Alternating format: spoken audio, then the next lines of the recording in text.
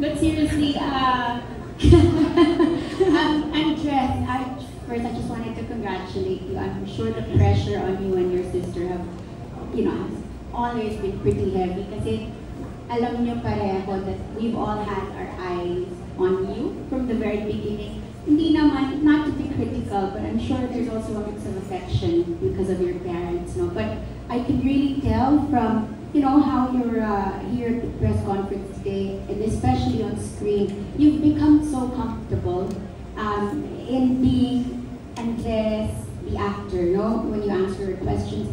And even more so, pati yung acting mo in the clips that we saw from the movie has really greatly improved, no? And it seems really comfortable Thank you so much. with what you're doing. My question is, of course, there are always factors, no, that lead us to where we become better, no? Hindi ko rin i-push, pero what are these factors? Kasama kaya din si Ashtin, na siya sa lahat-lahat ng artista na babae, siyang naging mo leading lady. So what are the factors and where does Ashtin fall in those factors that have made you become what you are now? Yes, like I said a while ago, I'm really eager to learn really because I'm very new to this industry, and yes, there is that pressure given to me and my sister, but at the end of the day, I'm really just eager to learn. And the way I see it is every day I come to a set or have a working day, I kind of view it as I'm getting 1% better or 1% more comfortable with my surroundings and everything. Definitely, I would say from a year ago, it's been a big jump, it's been a big difference, and I've learned so much. But that's because I'm very active always to try to learn new things in the industry. Like, kahit noon pa naman, hindi naman ako singer. Tapos bigla I had to sing and I had to learn, and it's all just a learning process, and I'm enjoying it because I really love this job. I really admire my craft and all. And where Ashtin comes in the picture naman is, she's definitely a big factor in my journey as well because she allows me to be more comfortable at times. There were times where I would do certain events or something solo, but I know in some cases when I'm with Ash, I feel a lot more relaxed. So she definitely has a factor there. And of course, si Direk din, in the few amount of days that we've been shooting the film, I've been very proactive as to trying to learn really, not only just the acting process, but diba Direk, even behind the cam, with even the shots and everything. And even with our DOP in the film, I often ask him questions about the angles and the lighting and the shots because I'm just really trying to be a sponge and soak up all the knowledge. Thank you, and we've always appreciated how humble you have been, and I think that's also a big factor in Yes, thank you so where much. you are now. I appreciate that. Thank you. With Ash, ang question ko is a little bit similar also kasi kaming lahat nakita namin kanina rin how you've grown as an actress. And since there's so many flowers around us, you truly have bloomed. As women, we always bloom to become our best throughout the journey of whatever careers or lives we've had. And ever since, your talent has been there, singing, dancing, and acting. Pero talagang ngayon, we look at you, you have bloomed.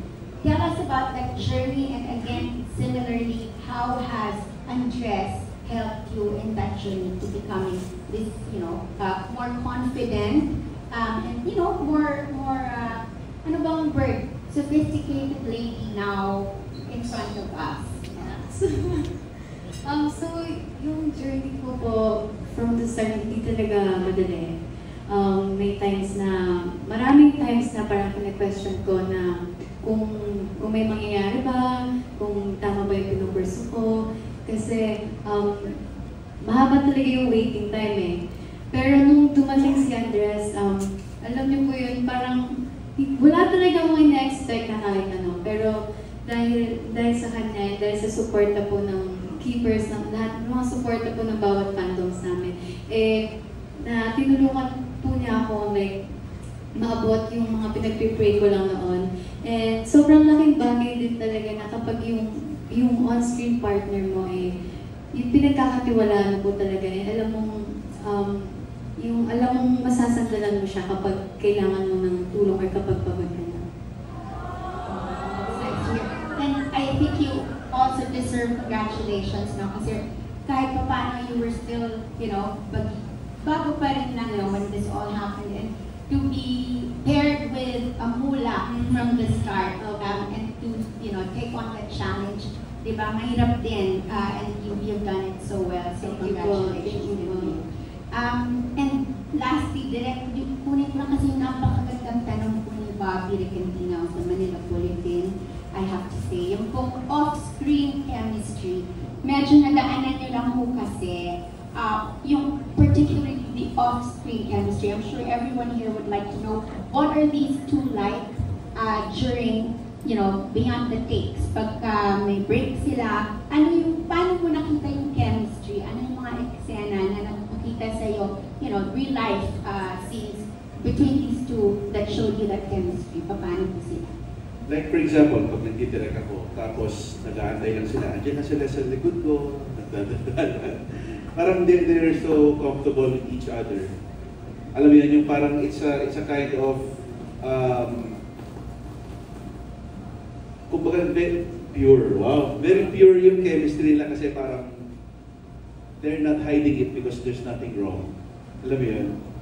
So, ayun, sa mga little things na gano'n, kukulitan sila sa likod ko, nagtutulungan sila sa lines nila. So talagang, alam mo yun, talagang team sila. Team sila, kaya trabaho man or friendship. May times na pack up na si Andres, tapos nabigla ko, oh, nandito ko pa Andres, inaantay kasi niya si Asha. Ganun. So, di ba? Kapag gano'n na sila komportable behind the scenes, how hard can it be na dalhin yun on screen? True. We agree. And if anything po, si Bobby at me dito, we've been brought back to our 16-year-old selves. So, salamat. Kasi kilig na kilig silang lahat. Thank you so much. We look forward to seeing the film. Thank you po. Thank you. Beautiful set of questions. Maraming salamat po. Direct, gusto mong pag-usapan yung hinihintay ni Andres Yash. Gusto mong palakihin natin. Sige, palakihin natin. Palakihin natin. Pag-usapan. Maraming salamat. Next up is from Philippine star, Dolly Ann Carvajal. Hello. Hi, Andres. I was texting your Hello, Miss dad. Dolly. I sent him the video and he said he's very proud of you. Your dad. Because we go a long way back. Anyway, my question is, what love advice do you find hard to follow? What love For both advice of you. do I find hard to follow? Wow, ang lalim nun. What love advice do I find hard to follow? You know what?